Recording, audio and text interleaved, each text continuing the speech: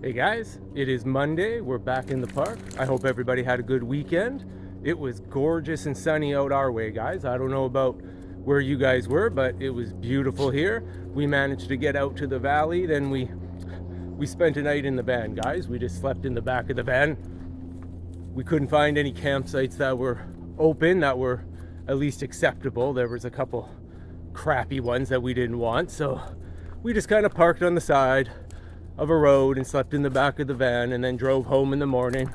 But with the provincial campgrounds closed, it can be tough. And one thing we weren't expecting is quite a few of the rec sites up that way, and by up that way I mean just up the Chilliwack River, were closed. Usually they're open. We weren't sure why they were closed, so we didn't really have many choices. So we just slept in the back of the van. Nothing we haven't done before. Then we just came home early the next morning. Not very exciting, guys, but you know, if you're watching this, you may have already watched the weekend one by now. So as you can see, not very exciting. And I was quite disappointed in BC parks, because even when we stopped at Cultus Lake, the actual day use area was closed. The parking lot you couldn't park in. You had to park on the side of the road. There was hundreds of cars, and then we walked to the dog beach. But like, why isn't the day use area open? It's a beautiful sunny day, 20 plus degrees. You guys can do better. And then having the gates closed at Chilliwack Lake, that was a little silly. Like, again, you can't even use the day use area there. What's the point of having these great outdoor parks when they keep them closed? Like, you can't close a park, guys, unless it's unsafe. And it was perfectly safe to go there right now. It's not like there was any dangers to the public. There is just a lack of resources and a willpower to keep these parks open for the public to enjoy. And one of the things we managed to do on the Saturday is we found some free parts for our bowler. Yep, that's right. We're always about free and cheap, preference to free. And so we found some free cabinets and a little kitchen cabinet to go for our bowler. And our bowler's empty, so every single part we can get just helps us complete it, guys. But all in all, you're back there, buddy. All in all, it was a pretty great weekend, guys. It's always good to have a nice long day trip and check out a few different parks and just get out there and explore, you know? That's what life's about sometimes. So it was pretty rad. The dogs, as always, had fun. You know, sometimes I'm walking and talking and I'm like, where is Bo? And I just know he's right beside me, guys. You know, it's as I do more and more filming, sometimes you take your eyes off him, and he is such a good guy. If he is not right behind me, he is right beside me. Where's your brother, Al? There he is.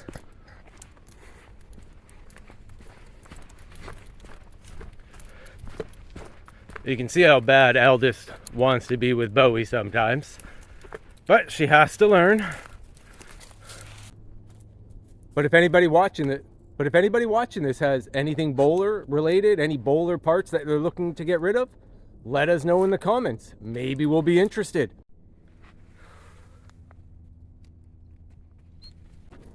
But yeah, just by my lonesome in the park with the dogs today. Cheryl's off working.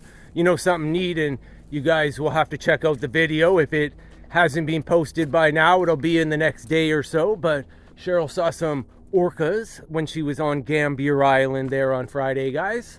Seeing orcas around here is always just so majestic. They're such an iconic symbol of the Pacific Northwest, and we are always so blessed and fortunate to see them. But check out that video, guys, if you haven't now. Somebody asked, do we hunt with these guys? Well, the answer is yes and no.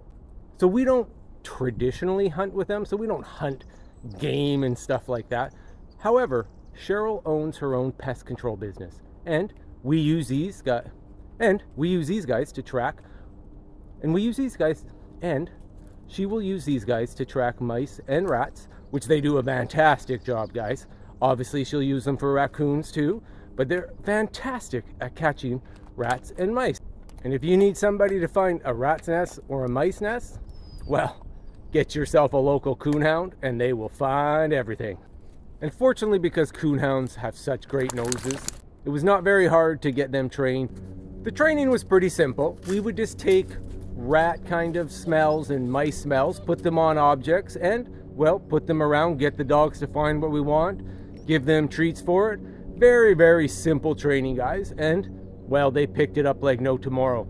Ella was such Ella was so fantastic to start. I think she was quicker than Bo, but Bo is fantastic at getting in any spot. I have watched him climb up a ladder to get into a crawl space. He will lead the way anywhere, guys. What would you do if you came up upon these two, eh, guys? Look at these cuties on this big log.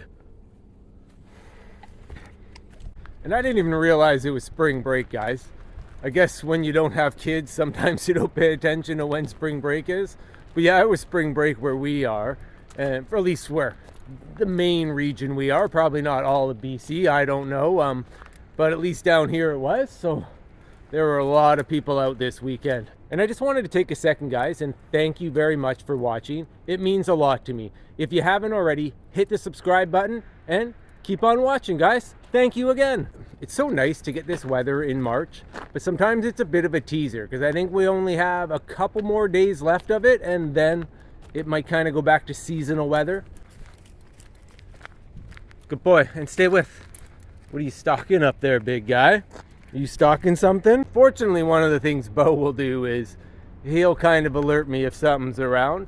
There's clearly something going on up here, so I will just kind of keep my eyes open. I can trust my little buddy to let me know. And if you pay attention to the crows, guys, there's definitely going to be something around. That's what Bo would have let me know. Let's go investigate a bit. Something that has taken a little getting used to the last while in the park is all the machinery, guys. Usually it would just be the odd pickup truck and, you know, the odd little service truck. But the last 6 months there has just been all sorts of equipment. What is going on behind us, guys? Something's back there. The dogs kind of let me know, but yeah, there has been so much equipment here, guys. You got bulldozers, big, huge trucks, log grapplers, all sorts of stuff. Let's have a Coonhound water break, okay, guys? It's the Lionsgate Bridge, guys.